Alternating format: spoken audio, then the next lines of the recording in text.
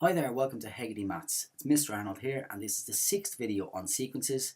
And in this video, we're going to focus on problems involving geometric progressions. As always, the main focus of this is A level, but it is applicable to lots of other maths modules also. Okay, so we're going to look at a couple of examples here of where we might use geometric progressions to solve problems. So we're told that Andy invests £8 at a rate of 4% per annum. An annum is a year, so per year, and after 5 years it will be worth 10 grand. How much to the nearest penny will it be worth after 10 years? So, well, let's see if we can write down the progression here. He's going to start with some amount A, and then after the first year he's going to have A times R, then A times R squared, and so on and so forth. So at the end of the first year, he's going to have the, let's write down, at end of year one, he's going to have you're going to have some amount A,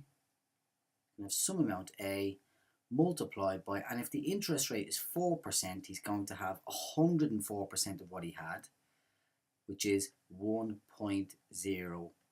So that's at the end of year one. That means at the end of year two, he will have a new amount, which is the previous amount, multiplied by 1.04 squared, because that gets increased by 1.04. And this will happen year after year.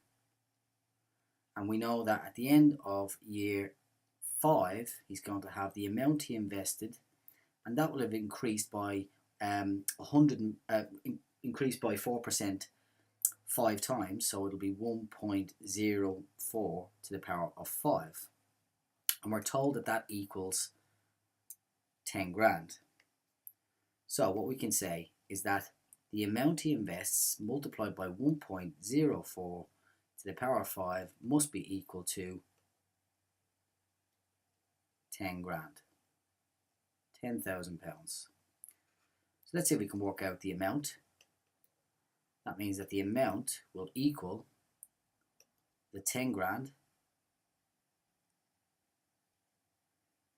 divided by 1.04 to the power 5. We're going to need a calculator for this. So let's take out the calculator. We do 10 grand over 1.04 to the power of 5, which is going to give us 8,219.27.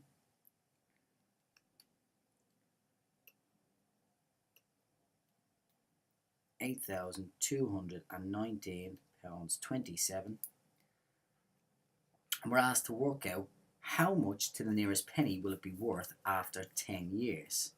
So essentially what we want to know is what will it be after 10 years. So at the end, when n is 11, or after 10 years should I say, it's going to be A times R to the power 10, which is going to give us A times 1.04 to the power 10, and I'm going to use this value here, or use the answer that we had. So I'm going to multiply that by 1.04 to the power of 10. At the end of 10 years, to the nearest penny, he's going to have £12,166.53. £12,166.53.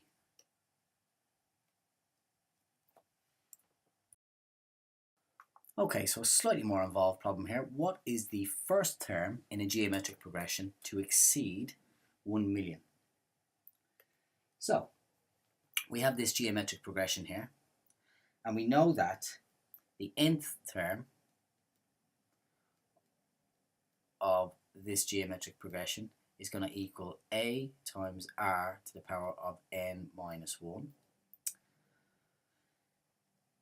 So let's see if we can identify what the first value is, 3, and the value r is going to be equal 2. Hopefully we can see that. We just do this term divided by this term, we're going to get 2, or this divided by this, we get 2, this divided by this, we'll get 2. So it's easy to see that the common ratio is 2. So I want to know what value of n, or what's the first term, such that a times r to the n minus 1, when will that be greater than 1 million? So let's substitute the values here. A we know is 3, r we know is 2, to the power of n minus 1. When will that be bigger than 1 million? Now what we're going to do is divide both sides by 3. So I know that 2 to the power of n minus 1, I'll put it in brackets like so, is going to be greater than 1 million over 3. Now I'd very much like this value of n to be actually not as an exponent. I don't want it to be in indices. So what we can do here is take logs of both sides. So I'm going to take log to the base 2 of both sides. So take log to the base 2 of 2 to the n minus 1 must be greater than log to the base 2 of 1 million over 3. We can use our little rule of logs, knowing that when we have this power up here, I can take it down in front. So that means that n minus 1 times log to the base 2 of 2 must be greater than all of this here. Log to the base 2 of 1 million over 3. And now log to the base 2 of 2 is 1. So that tells me that n minus 1 must be greater than log to the base 2 of 1 million, 3, 4, 5, 6 over 3. Which means that n must be greater than, adding 1 to both sides, log to the base 2 of 1 million, 5, 6, 1 million over 3. We need to add 1 to that. So that implies that when n is greater than, let's get out the calculator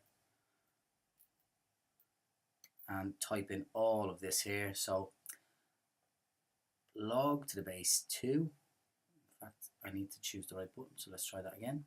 Log to the base 2 of 1 million, 4, 5, 6, 1 million over 3 plus the 1 is going to give us 19.34. Let's go 19.35. So n is greater than 19.35, which implies that n must be equal to 20. So the 20th term is the first term which gives us a value that's bigger than 1 million. Let's check it out. A we know is 3, r equals 2. Let's work out the 19th term. 19th is going to equal a times r to the power of n minus 1. So really quickly, 3 times 2 to the power of 18. And then the 20th term will be 3 times 2 to the power of 19. So take out the calculator,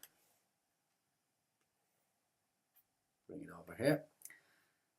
3 times 2 to the power of 18 gives us this, and 3 times 2 to the power of 19 gives us this, which is the first term that's bigger than 1 million. That was what, 1.5 million? About that, 1.6 million. Whereas this one we can see is only 786,000. Okay, that's it for this video. Hopefully you found it useful. We'll be back again with another one soon. All the best and good luck with revision.